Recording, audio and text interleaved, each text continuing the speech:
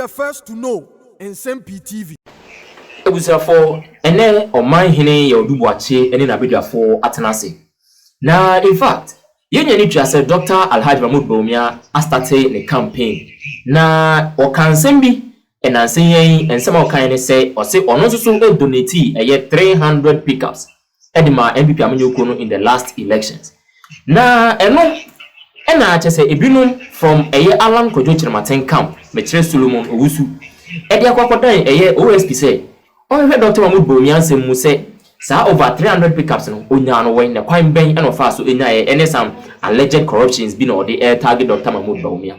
Na in fact Kojo Nsafo member of Dr. Alhaji Mahmoud Bawumia campaign team ene no Omanhene etwetwe nkomo ana ode to Omanhene nim say adentina Kennedy ekwoto no ka say o donate sika say di ma party no o donate sika say e di ma party no obi afa nkodan OSP say o hwe ni nsem na adentina Dr. Brandon Champon so say ono so afande MPP amanyoko no chen any other member obi afa nkodan OSP say o hwe ono so nsem na Dr. Mahmoud Bawumia nko akoka say ono so have donated 300 pickups edi ama MPP amanyoko na in the last election dia yenye obi a na emumi akonye obi from Alan Kojo Chirmaten camp movement for change na ono akwako petition OSP say onwe Dr. Mahmoud Bawumia ensemu kama akwese nyema bi ekoso ewu esumase kama akwese be a secret meeting bi akoso ama chese omo de akwakofa sa Solomon Owusu from Alan Kojo Chirmaten camp so and odi akwakodan OSP say omna emegu Dr. Mahmoud Bawumia enimu ase. In fact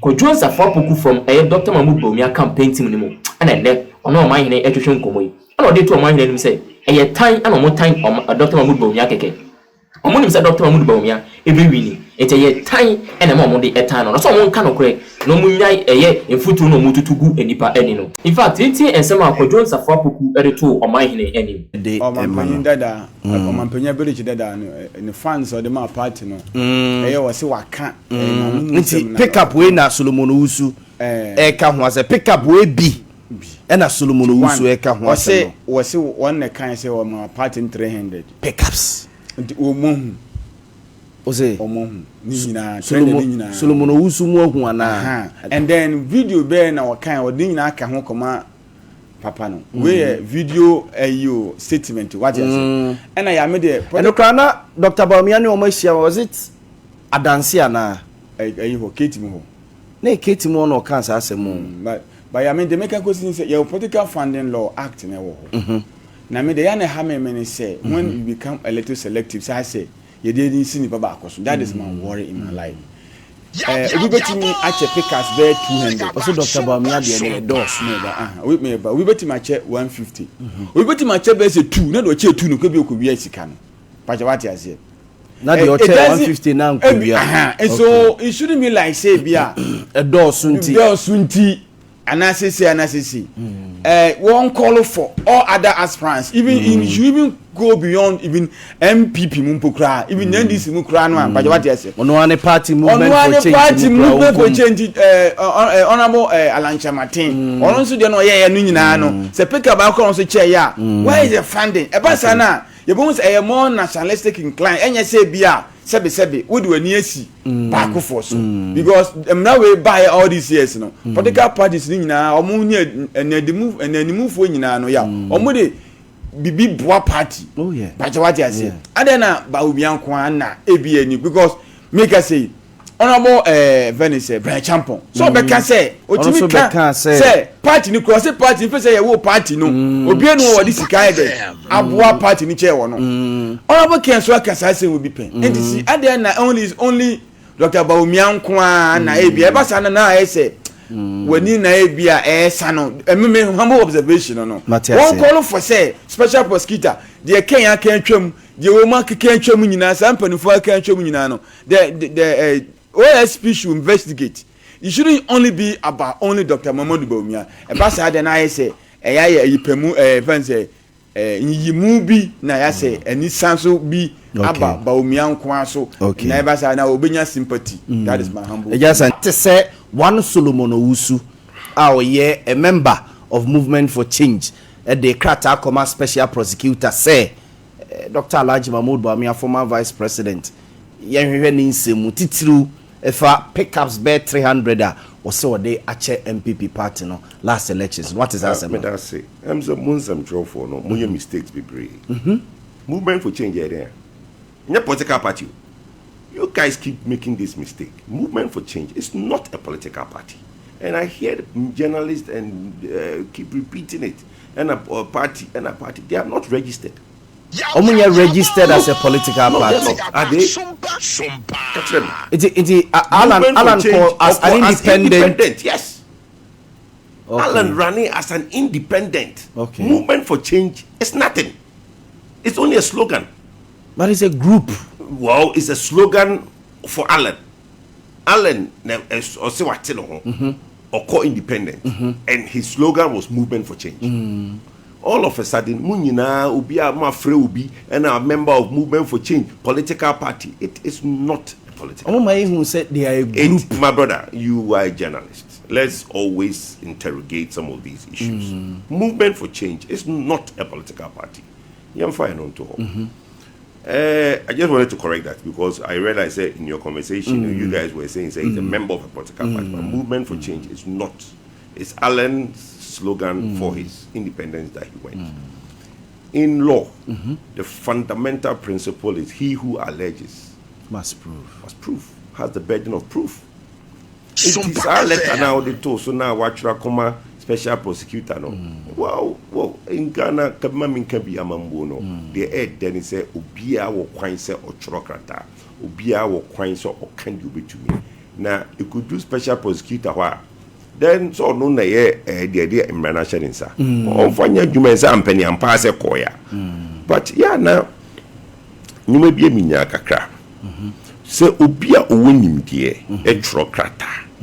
Now, okase diversion of funds. Diversion of funds, being. Enti, so be a leader of a political party. Unt me and your fundraising. Unt me and frefre adofo business interest groups. Se mumwami na min to bibi ana mimwa me party. Enti sa nyoma we there munya much ado about nothing. Enye party kitwa NPP bibia mikase ade ba kwaya ni pepi no get it wrong is that those two political parties NPP and NDC no the human capital and the goodwill that they have the pepi the agro is formidable. Enti say who no ebia yo wanwa because who no ebia pick up back okra you. But if MPP, the leader of MPP, raised funds to buy 300 pickups, big deal. And also, Dodo. How? Now, would you know how much the campaign cost? Yeah, campaign every year. All the pickups now, would you know? Didn't you? One who's a doctor, I got 276 constituencies every day for over 1 year. Hey, the logistics alone. And look. But was that Ebema Edise? Yes, but the point, but I know just 276 constituencies are more Konina. I don't want to do a cheap baby or more bad dad or more beddy. Yamunya scanning free for fundraising. And this is the Adofonio. And the politics here anything. Who is a me bottomska? Oh, Minya. Tikojo Pokumi, yes, I'm a good president. I'm a core around 16 regions. Eshishi and Konfor. No, it's not a bottomska. It's not possible. Unamfo no adofo yes any adofo no unamfo ne abusia. I can show you checks that from family members. No, but the point is that me now they only me now for only abusia for minimum abusia na fa dey to business me now for ya me na mo me di here no business me now for ya no na me na me discuss business me now for ya no enso I say anything. Why we now honey be say so be me nam na me ye dia me now for ye wan no na me nam na ma ba asesa dia obi amusa me now for I say anything what you say look there is nothing of a lesser figure of Dr. Mahmoud Bawumia, the vice president 8 years, running mate 8 years, with international network of friends, with local network of entrepreneurs. Ghana hana or lead campaigner untumi musiska. And then now what's the point? Look, my fast our conversation in Koho. because me kura kujupoku no. I've set an example. Say I was able to raise that. Do you know how much the filing fee was? I have friends. I have siblings. I have me 12. What you say? My bushia for me cousins, my first cousins, 153. First cousins. First cousins. No, 153, 153. First cousins. Me na Napoku transport or 24. It is okay. My first cousins. Me na grandchildren. Well, that's the ones we can count. Yeah. And bushia kitwa. If you talk about the magnates of this country, yeah, come. It you know say Afro. Afro they started radio station Kumasi. It mean I'm not saying me you telling me say you know me Afro to me miska kojo je ko campaign je ko political t-shirt. So why are we going with this? And if I could do at my level can do these things, how much more the vice president of this country? Ninja san komo na emwa. Bibi techira na. Bibi saying. Bibi ginechire. Oh now asama okay now masawa aja we bibi free bay now movement for change will no be obi oko independent echi. Now we can see where else bibi techira. Of course he or bibi techira. But look, minya let's move it on. Dr. Bawumia is easy. Yes o mama ho hi. O mama ho hi. Say onam na wo ya die bi na wo hweso bia no bi anytime wa. No be any someone. They say you're doing something right. The Dr. Alhaji Mahmood Bawumia is doing something right. Yes. No, if you see any oh yes, if you hear the way Obia any son Obia Kanasem Obia Churokata. Now hold on. Ekroma, this is the first time Obia General Obia Kasa about topic of my party. The being first time. Thank you. Is it the first time Obia Kasa or the Sikase in my party? Until I didn't think that this is the first time I will carry the Obi Churo Hokrata. Chiro say nipa nisano. What you say? But politics need there. Minimum who say it drew up in persona. Then what call to Rob on Paya Chakupo say Yameme Dasi because what picture me drew Pempensubia, my town for so near Jumeye. And only the most important thing because say what Nyakupo and Pijawa. What time for me? What time for me? You because Nyankopon peja. No correct. Nyankopon o ya o be enyuma mienu. O peja baako. No peja wa no am time for so adwuma. Because they say the devil finds hands for what? The idle hands. Enti Nyankopon no pese ai tamfo benya ibiratu no o peja o. No afa adwuma ma watamfo. That's the whole enemy here. Wow.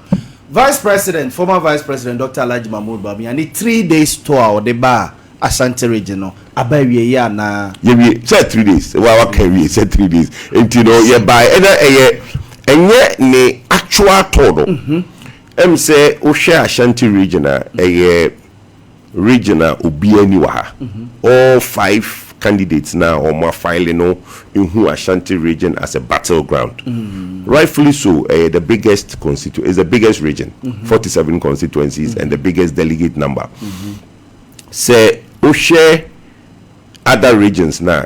We pair. We because we be for her. But Ashanti region there, all for all. Inti Dr. Huni say, constituency executives, former executives, current executives. I will say Oba na utumide ni campaign no ebisi omo na so na osere wo say omo and ono omo aye adwuma in the last 2 years. All around the country no. A constituency executives no as the leader of the party, flag bearer of the party no or no more in a year juma. Sebase oyi bibi say na osuma ni person mechanical constituency for say maka say that's a doctor there. Ye na tell intra yen ono metu ntuo. Nti was na e was on no abushiba. Na before Obe started the regional and the proper constituency tours no kwa obi share polling station executive see ahene for no obi share wo in every constituency and doing 276 constituency no ya must say ni master process no into Dr. Best Atiako all the 276 constituencies and meet the delegates but na Ashanti region last week it was very important so no abeba no abetu onumtuo actually constituency executives ne former ne president ne patrons ne elders of the party say osre wo mo omonji ne campaign no insi omo na so na oni omo ene be adwuma no omo so omo say it was well received. Oh said me post bi ana ni pa bi church social media mosi ma yenka tribe asem mosi mi yenka religion mosi mi yenka 2024 election asem e dey ni yenka it tells you says uncle for no mu message. So we feel say obi ka kira we say men can tribe men can religion men can the see 2024 na uni hwe kan that's a uni message because mbabunu na omo nsem omo patie no omo pede wo ye ma wo be ye frankatuni ma party na edie na obey amayen.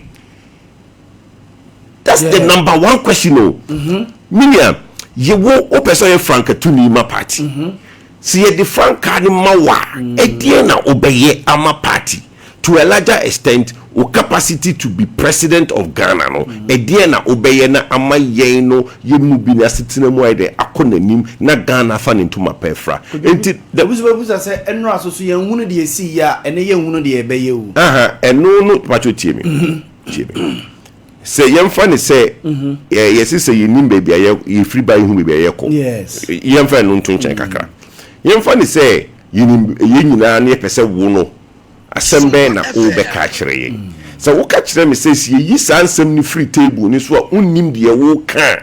That's where my problem is. Me ka se men ka sa asem okay me ka se men ka me be free ba obi an ka se me yen ka 2024 election asem obi atumika nyoma mienu a me koju pokuma kan wo platform bia so say ka 2024 election asem but o kan kanokre men kan sama inim Nunza manfo bi nka no. Oh, na say nsem om kan say doctor Winnie were one Zongo polling station were futu no nye no kre. Yet the documents data ba Winnie over 180 Zongo polling stations across the country where northern region so share upper easter Boko Dr. Bawumia 000 in those polling stations no Dr. President Mahama who won the election goes 000 in a lot of polling stations in Boko. So it's not those zeros that made us lose. But what you say, it is can seven cannot crew. Maybe Jina won't say, Dr. Bawumia in the whole country, no, we need in only one Zongo polling station. It's not true. It's no, okay, never correct you. Okay. What I say, and your mom, you know, data be anywhere a chair say.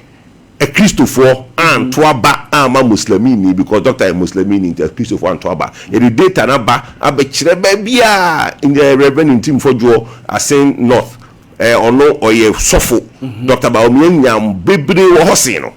In most of the constituencies now omoye Christopher no Dr. Bawumia more votes in that constituency than the MPs now omoye a Christopher almost standing, you know. In this case, Christo any Muslimi asemwa anka doctor being less votes in areas they be a Christo ni standing, especially where a reverend in team for joy sofo standing anka doctor in Yanse no.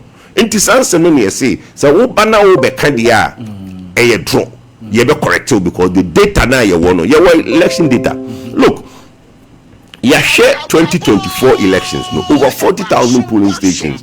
You analyze our data no. Adia yehu say look the Zongos embebu no mabano omufu say Ghana Zongo NDC ye MPP ye winio NDC stronghold. Zongos is NDC strongholds. Now historically MPP we need less than 30% of Zongo votes across the country. Okay. Since 2020, from 2020 to 2023, 2020 to 2024, compare polling station to polling station. Do you know, say, Dr. Bawumia did 40% of Zongo votes? 40% in most Zongo votes. Okay. So we've gone from winning less than 30% to over 40% of Zongo votes. Even if we did more than 30%, it's far better than what we were doing historically. And the data is there. Everybody can go and get the data and analyze it. It, you know, look, I'm say the way our election is buying, the way our election is buying, results in buying, but there is also a silver lining in the results. And that silver lining, no one need data analysis now. Silver lining, no, because the what YPC who say yes, you didn't go. Doctor, and we need Zongos no the way I near panel. But was there an improvement? That was the question nobody has asked. But you share data though, there was an improvement. What I say, where it historically is doing 30%, now we're doing more than 40% of Zongo votes. So there is an improvement. Nipa sado, but back to your question. Say oko around the country, now we shanko for ka dear ube to me aye ama delegates. Dr. Ba Ashanti region obe to the very simple message. Obe pacho. Say yawa banu enye bia ye enemo ankoni ye entwu ye antu ye the way as who do na umpare ye pacho. Na ebinom coat ni omo mfifiri started ti wo mo ye de yenka ho. When ya ahombrasieni abepacho amaw as a member of government who you are 8 years na obia pacho on behalf of government now you minister under that government now abase o me de menka ho na say wona ofu say under a correct management team one ka say ye dia be pacho na say nyewe bia nkoso a be pacho na misreka Dr. Educhu no or you minister of education education school placement only problems are school placement my MPP party for computerized school placement na ye no forget computerized or not computerized only problem are school placement and my MPP members